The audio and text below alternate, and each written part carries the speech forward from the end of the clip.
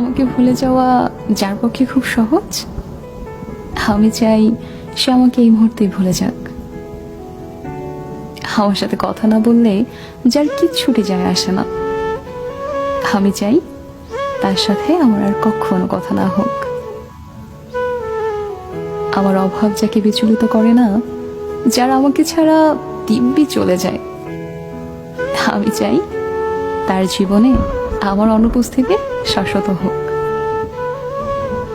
আমার অভিমান, আমার কান্না, আমার নির্ঘুম রাত যাকে বিন্দু মাত্র স্পর্শ করতে পারে না, আমি চাই তার আঙুল আর কোনোদিন আমার আঙুলে স্পর্শ না করুক।